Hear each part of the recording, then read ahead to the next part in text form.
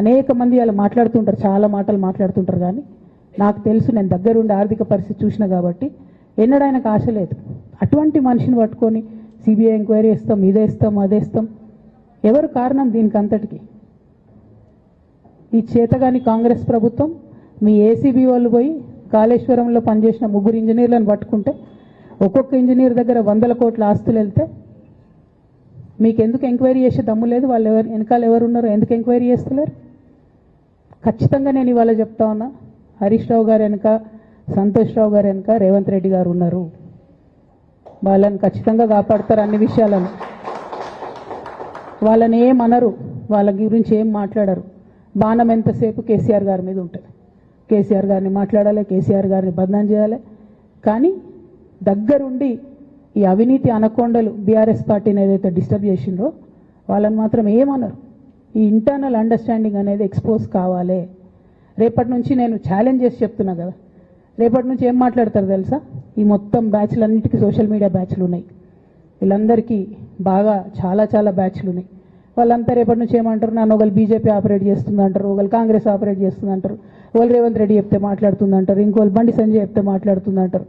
ఖబర్దార్ బిడ్డ, నేను ఎవరు చెప్తే ఆడేటటువంటి తోలుబొమ్మని కాదు.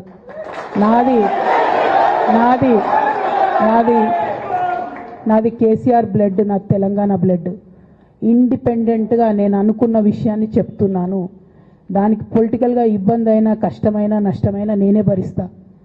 కానీ దేవుళ్ళ లాంటి మా నాన్నను ఇవాళ సిబిఐ ఎంక్వైరీ చేసిండ్రంటే కడుపు రగులుకపోతా ఉంది ఒక బిడ్డగా. అందుకే చెప్తున్నా, ఇన్ని రోజులు చెప్పలే. ఆ మధ్యలో పోయినసారి నా కొడుకు గ్రాడ్యుయేట్ అయినప్పుడు వచ్చినప్పుడు నేను మా నాన్నకు రాసుకున్న లెటర్ లీక్ చేస్తే కూడా ఆ 70, 80, 90 రోజుల నాకు నరకం చూపిస్తున్నారు. ప్రతిరోజు సోషల్ మీడియాలో ఇష్టం వచ్చినట్టు రాపిస్తున్నారు. ఎప్పుడు వీళ్ళ పేర్లు తీసుకోలే, ఇష్టం వచ్చినట్టు ప్రెస్ వాళ్ళకు మాట్లాడుతూ చాలా విషయాలు చెప్తున్నారు. ఎప్పుడు వాళ్ళ పేర్లు తీసుకోలే. ఇలా తీసుకుంటున్నా, ఎందుకంటే విషయం నాది కాదు. ఇది తెలంగాణ పరువు ప్రతిష్టకు సంబంధించిన విషయం. ఇలా దేశంలో ఏ మూలకు పోయినా, ఎక్కడికి పోయినా కేసీఆర్ అంటే ఒక మహానాయకుడు, త్యాగం చేసిన నాయకుడు అని చెప్పి మాట్లాడతారు. రేపటి నుంచి ఏం మాట్లాడతారు? సిబిఐ ఎంక్వైరీ చేస్తే ఏం మాట్లాడతారు? కేసీఆర్ అంటే సిబిఐ కేసు అంటారు. మా నాన్న పరువు పోతే నాకా బాధ, మీకా? మీకు పైసలు కావాలి కదా, మీకు పేరుతోనేం పని? ఇంకా కూడా ఈ విషయాలు అర్థం చేసుకోకుండా, ఇంకా కూడా ఇటువంటి వ్యక్తుల్ని దూరం పెట్టుకోకుండా ఉంటే ఇక కేసీఆర్ గారి మీద సిబిఐ కేసు వేసేటటువంటి స్థాయికి వచ్చినాక ఏం పార్టీ ఉంటేంది పోతుంది. బీఆర్ఎస్ పార్టీ నాయకులు నన్ను తిట్టుకున్నా సరే, లోకల్ బాడీ ఎన్నికలలో నాకు నష్టం జరుగుతుంది అనుకున్నా సరే, మా నాన్న మీద సిబిఐ ఎంక్వైరీ పడ్డాక ఏముంది, తొక్కల ఎలక్షన్ ఒకటి గెలుస్తారు, ఒకటి ఓడిపోతారు. అసలు ఓడిపోయే పరిస్థితి ఎట్లా వచ్చింది? ఇటువంటి దుర్మార్గుల వల్ల కాదా వచ్చింది? ఆలోచన చేసుకోవాలి కదా. ఓ అంటే నా దగ్గర పైసలు ఉన్నాయి, టీవీలు ఉన్నాయి, సోషల్ మీడియాలు ఉన్నాయి, ఏటు పడితే అటు మాట్లాడతామంటే తోలు తీస్తాం చెప్తున్నా నేను. గీత గీసుకుంటాం బిడ్డ. మీరు ఒక్క కమెంట్ పెడితే మేము 10 చేస్తాం. ఏది పడితే అది మాట్లాడచ్చు సోషల్ మీడియాలో అనుకుంటూ చూసుకుంటూ ఊరుకుంటున్నా.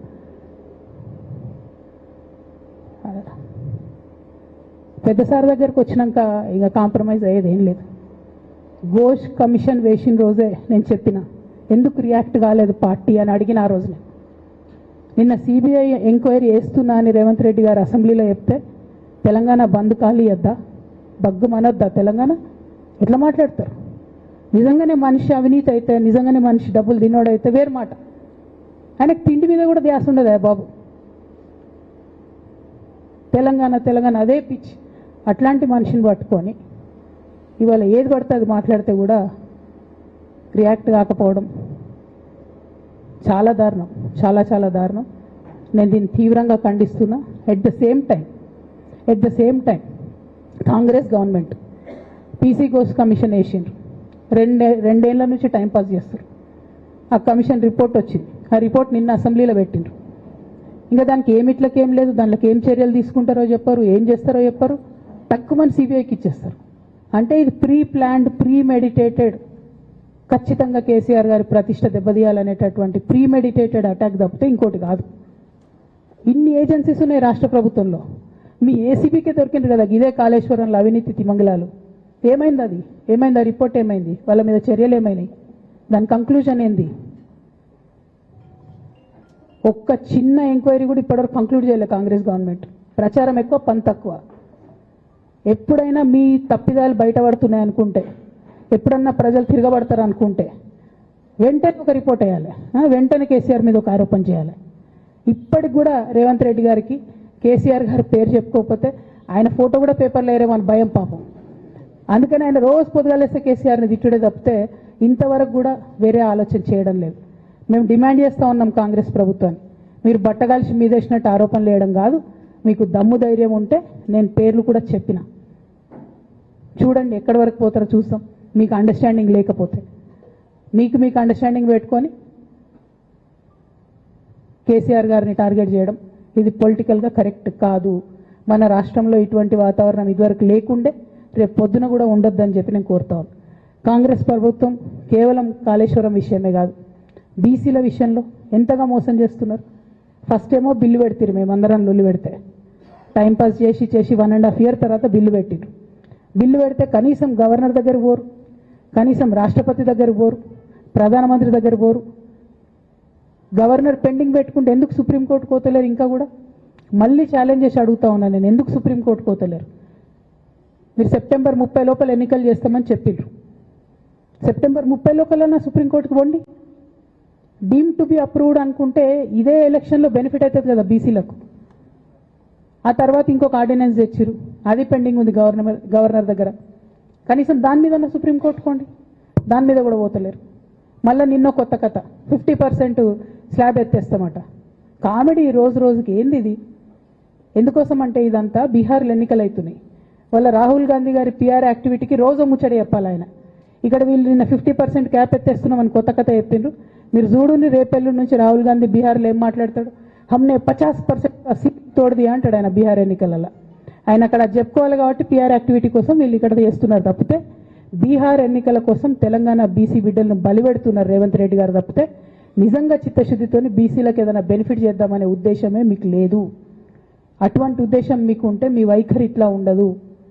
కేవలం కాంగ్రెస్ పార్టీ బీసీలను నయవంచన చేస్తున్నది. మీరు ఇట్లనే చేస్తుంటే బీహార్ ఎన్నికలు వస్తే మేము తెలంగాణ జాగృతి మొత్తం పోయి బీహార్లో మీకు వ్యతిరేకంగా ప్రచారం చేస్తాం. తెలంగాణ బీసీలను మీరు మోసం చేసిరని చెప్పి అక్కడికి పోయి కూడా మీకు ప్రచారం చేస్తాం. మీ యొక్క బండారం కూడా బయట పెడతామని ఈ సందర్భంగా నేను తెలియజేస్తా ఉన్నా. బీసీల విషయమైనా కాళేశ్వరం విషయమైనా చిత్తశుద్ధి లేనటువంటి కాంగ్రెస్ పార్టీని ఖచ్చితంగా మీ వైఖరిని ఎండగడతామని చెప్పి తెలియజేస్తూ, సిబిఐ ఎంక్వైరీ వేసుకున్నా, మీరు ఏ ఎంక్వైరీ వేసుకున్నా కేసీఆర్ గారు మాత్రం కడిగిన ముత్యంలాగా బయటకు వస్తారని మళ్ళొకసారి తెలియజేసుకుంటూ మీ అందరి దగ్గర కూడా నేను సెలవు తీసుకుంటా ఉన్నాను. Thank you. జై తెలంగాణ, జై జాగృతి, జై కేసీఆర్.